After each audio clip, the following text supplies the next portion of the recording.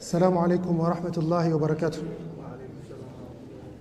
الحمد لله على إحسانه والشكر له على تفضله وامتنانه، ولا إله إلا الله تعظيما لشأنه، وأشهد أن محمدا عبده ورسوله داعي إلى رضوانه وعلى آله وأصحابه وإخوانه أما بعد. إخواني في الله, we're continuing with our lecture series regarding the signs of the Day of Judgment. We're looking at the minor signs of the Day of Judgment. So far, from the signs that we have taken, number one, the coming of Prophet Muhammad sallallahu alaihi wasallam. Number two, the splitting of the moon. Number three, the death of Prophet Muhammad sallallahu alaihi wasallam. Number four, the conquering of Bayt al-Maqdis. Number five, the plague of Amwas that killed many of the Sahaba. Number six, there'll be so much wealth amongst the Muslims that people will not be accepting sadaqah. And number seven, Fitnah. There'll be a lot of trials and tribulations on the ummah of Prophet Muhammad sallallahu alaihi wasallam. We are concluding with this topic. There was a long topic regarding fitnah that will appear in the ummah of Prophet Muhammad sallallahu alaihi wasallam. Prophet alayhi salatu wasalam says that the fitnah will be there so much so that a person will be a believer in the evening and a disbeliever in the morning. Another person will be a believer in the morning and a disbeliever in the evening. يَبِيعُ دِينَهُ بِعَرَضٍ مِنَ الدُّنْيَا. He sells his faith for a small worldly gain. From amongst the fitna we took in the previous lessons is the fitna of the sect known as the Mu'tazila, the sect of the philosophers. They came with a claim saying that the Qur'an is not the word of Allah subhanahu wa ta'ala, the belief that we have as the Muslims. But they claimed that the Qur'an is a creation of Allah subhanahu wa ta'ala, which was an evil statement that they did. So they punished the scholars, they tortured the scholars, and they executed and killed some of the scholars in this fitna of claiming the Qur'an is not the word of Allah, but a creation of Allah subhanahu wa ta'ala. Ma'adallah amma qalu. طيب, from amongst the people who stood firm against them is a man called Imam Ahmad ibn Hanbal al-Shaybani. This man was a great scholar of hadith, a great scholar of fiqh. But after he was imprisoned, after he was whipped, tortured, and kept under house arrest, he became the Imam of Ahl Sunnah wal Jama'ah. And he used to say to the people of Bid'ah, بَيْنَنَا وَبَيْنَكُمُ الْجَنَائِزِ. Between us and you is the day of our funerals. We shall see on the day of our funerals who amongst us was on the correct path. He used to say to them, بَيْنَنَا وَبَيْنَكُمُ الْجَنَائِزِ. Imam Ahmad, he was born in the year 164 of the Hijri calendar. He passed away in the year 241 of the Hijri calendar. And Ikhwani fillah, in the history of Islam and Jahiliyyah, at the time they say, in the history of Islam and Jahiliyyah, we have never seen a bigger funeral than the funeral of Imam Ahmad ibn Hanbal. He says 1.8 million people attended his funeral from the people of Baghdad and around Baghdad. 1.8 million, including the Jews and the Christians of Baghdad. It was one of the greatest funerals ever witnessed. His colleague, his companion, Ali ibn Madini, he says, أَيَّدَ اللَّهُ هَذَا الدِّينَ بِرَجُلَيْنِ لَا ثَالِثَ لَهُمَا. Allah subhanahu wa ta'ala has given victory to this ummah with two men. There's no third amongst them. Allah has given victory to this ummah with two men. There's no third amongst them. And he says, بِأَبِي بَكَرِ الصِّدِّيقِ يَوْمَ الرِّدَّةِ وَبِأَحْمَدَ بِنْ حَنْبَلِ يَوْمَ الْمِحْنَةِ. Allah subhanahu wa ta'ala has given victory to this ummah with Abu Bakr as-Siddiq when the Arabs apostated. After Prophet ﷺ passed away, most of the Arabs, they left the religion of Islam. And this man, who in appearance looked weak, Abu Bakr as-Siddiq radiallahu anhu, but out of strength, he brought them back all to the fold of Islam.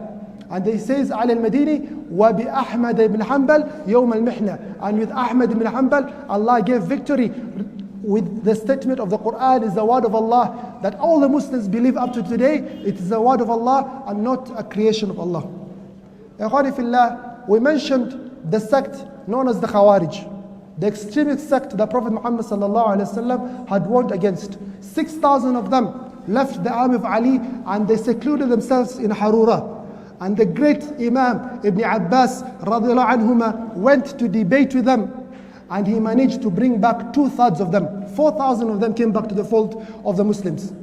Today also we mentioned one of the debates that ended this foolishness and this bid'ah and this trial of the scholars of claiming the Qur'an is a creation of Allah.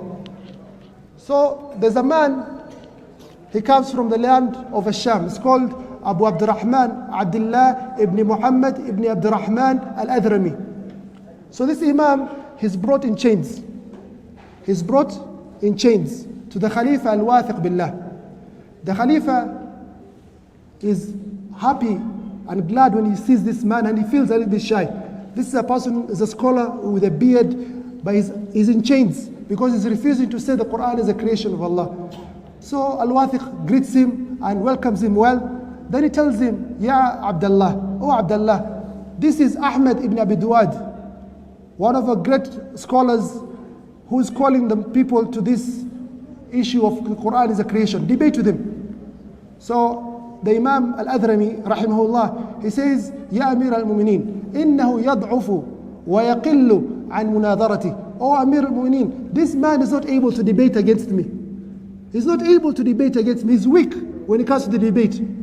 The Khalifa, Al-Wathiq billah, got very angry. And he left his previous behavior towards this old man. He got very angry. He says, you're saying that this leader, our scholar, who was there at the time of Ma'mun, at the time of Mu'tasim, at my time, he's our scholar for the last 20, 30 years, that he's weak to debate with the likes of you, says, the Imam Al-Adrami says to him, Hawwin alayk, take it easy, I shall debate with him. Says, this is the reason I brought you here, to debate with Ahmad ibn Abi Duwad. So the Imam Al-Adrami, he turns to Ahmad ibn Abi Duwad. He says to him, Ya Ahmad, I ask you a number of questions, and the Khalifa is witness to what we're going to say. This thing you're calling people to, kindly tell me, what are you calling the people to exactly? Says, I'm calling the people to say the Qur'an is a creation of Allah, because everything other than Allah is creation.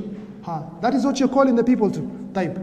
The first question I want to ask you, is this thing that you're calling people to wajib? Is it obligatory? So much so that if you don't believe it, your religion is not complete? Says, yes, your religion is not complete unless you believe this. Okay. Says, Prophet Muhammad sallallahu alaihi wasallam, when he was sent, did he hide any from the revelation that he was given by Allah? Did he hide anything from the revelation? Ahmad ibn Duwad says, no, he did not hide anything. Then he says, أَدَعَ النَّاسُ إِلَى مَقَالَتِكَ هَذِهِ. Did he call the people then to this statement of yours? He says, no. He did not call them. Answer. Ahmad ibn Duwad keep quiet. He did not call them. Answer. He keeps quiet. Says, Ya Amir al-Mu'mineen, O Amir al-Mu'mineen, bear witness, 1-0. Bear witness, 1-0. Type. Second question. Allah subhanahu wa ta'ala says, اليوم أكملت لكم دينكم وأتممت عليكم نعمتي ورضيت لكم الإسلام دينا. On this day I have perfected my favor upon you and I have completed my favor upon you and perfected the deen, and I have chosen for you Islam as your religion. When Allah subhanahu wa ta'ala says to us that He has perfected and completed our faith, was He lying or saying the truth? Who amongst you is saying the truth? You, by saying the religion is not complete until you say this statement, this evil statement of yours that the Qur'an is a creation, or we believe Allah subhanahu wa ta'ala who in the Qur'an says that the religion was complete? Ahmed keeps quiet. Says, Ya Ahmed, Ajib, oh Ahmed, answer my question. Keeps quiet. Says, Ya Amir al-Mu'mineen, 2-0, ithnatan. That is 2-0. Number 3, Ya Ahmed, هذه مقالاتك أجاهلها عن النبي صلى الله عليه وسلم أم علمه? Was the Prophet عليه الصلاة والسلام ignorant about this issue of yours, or was he knowledgeable about it? He says, بل علمه. He used to know about it. طيب. أدعى الناس إليها. Did he call the people to believe in this or to follow this statement of yours? Kept quiet. Did he call the people? Did he call the people? He kept quiet. طيب. Amir al-Mu'mineen, 3-0. Question number 4. Was it not sufficient for Prophet Muhammad ﷺ that he took this matter not to be important, that he did not call the Muslims to it? Abu Bakr did not call the Muslims to it. Umar did not call the Muslims to it. Uthman did not call the Muslims to it. Ali did not call the Muslims to it. Says, yes, they did not call the Muslims. Leaves him, he looks at the Amir al-Mu'mineen, he says, Ya Amir al-Mu'mineen, is it not sufficient for you that Prophet Muhammad sallallahu alayhi wasallam did not call the Muslims to this bid'ah that you're calling us to. And Abu Bakr and Umar and Uthman, all of them kept quiet. They did not call all the Muslims, but you are torturing us and you're forcing us with this evil statement that we do not understand the like of. The Khalifa started crying. He says, Wallahi, I will not do something that the Prophet Muhammad ﷺ, that Abu Bakr, that Umar, that Uthman, that Ali, they did not do. It is sufficient for me what they did. They kept quiet. I am going to keep quiet on this issue henceforth. He says, remove the chains from the Imam. So the chains are removed from the Imam al-Adrami, and he takes his chains, he put them, they're like handcuffs, and he puts them in his pocket, and he wants to leave the gathering. He says, yeah, Imam, what are you doing carrying those chains? He says, I want the person who is going to do my kafan when I die to bury me with these chains, so that on the day of judgment, I shall stand before Allah subhanahu wa ta'ala and say to Allah, oh Allah, ask your servant Ahmed ibn Abduad why he chained me, why he gave my family and my friends so much anguish, so much stress, and they left me he removed me from my family. Ask this servant why he did this harm to me. The Khalifa started crying, and the Imam al-Adrami, he started crying. The Imam of the Muslims, Al-Wathiq Billah, the Khalifa, he says to Al-Adrami, please forgive me. Al-Adrami says, Wallah, I forgive you way before this, because of your closeness in relation to the Prophet Muhammad sallallahu alaihi wasallam.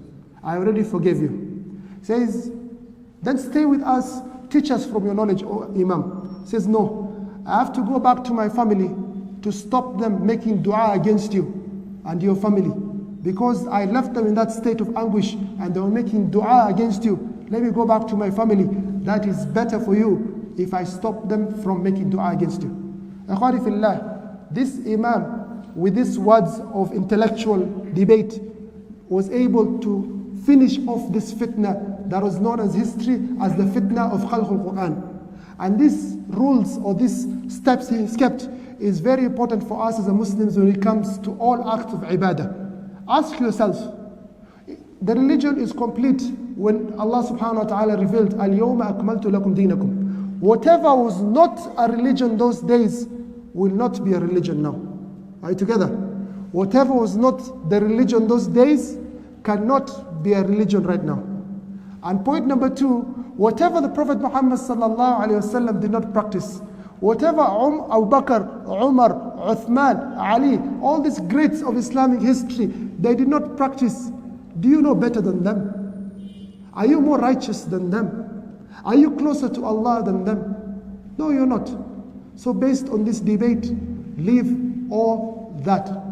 Akhwani fillah, one of the topics that we as Muslims or students of knowledge, I don't know if there are any students in the Islamic universities, we need to research the debates of the righteous people.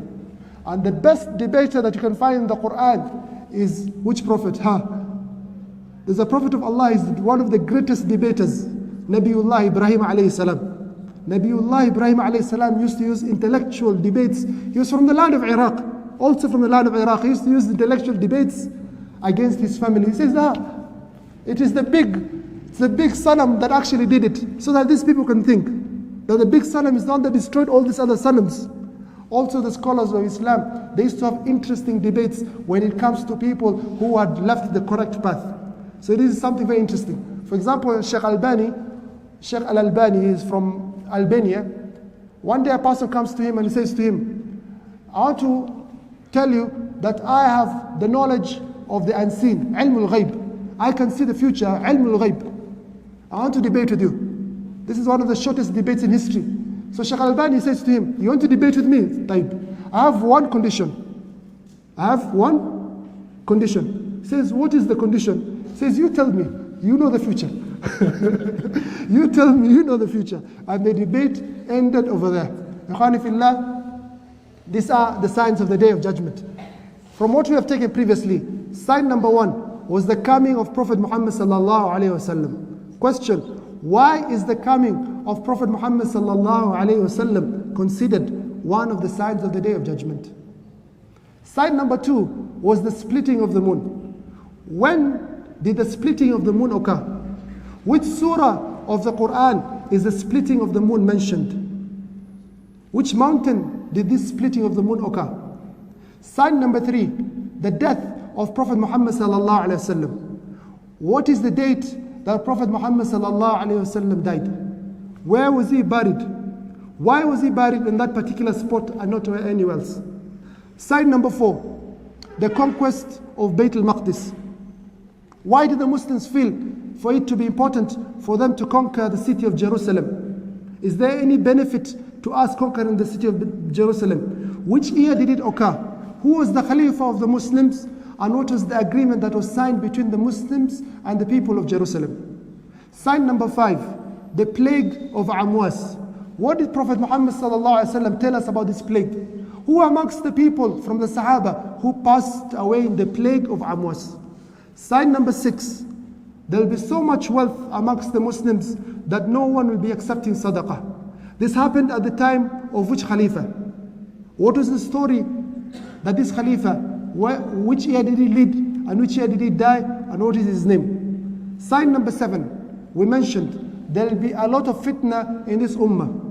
Question number 1, in which direction is the fitna coming from? In which direction is the fitna coming from? The killing of which man in particular is the very first great fitna to occur in this ummah? Where was he killed? Who is this man? What is his story?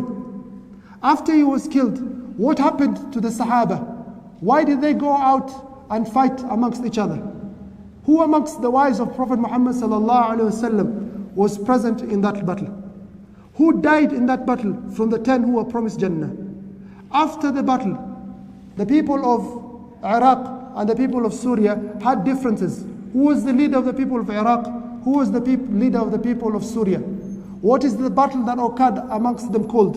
Where did it happen? How many of the Muslims lost their lives? After the battle, a group from amongst the Muslims, an evil sect, they secluded themselves from the Muslims and they started fighting the Muslims. What is the name of this group? What are the attributes of this group? The fitna of claiming the Qur'an is a creation of Allah. Who brought this fitna? Who was the Khalifa of the Muslims when this fitna started spreading? Who was he afraid of? Of which Imam was he afraid of? So he did not spread the fitna first. Then he started spreading the fitna. Which scholars lost their lives in this fitna? And which scholars stood firm against them? So much so that he became known as the Imam of Ahl Sunnah. Who is the scholar that debated against them and finished this fitna for all of time? These are questions, inshallah. You can review them on the station and TV, and whoever answers them will get a present, inshallah.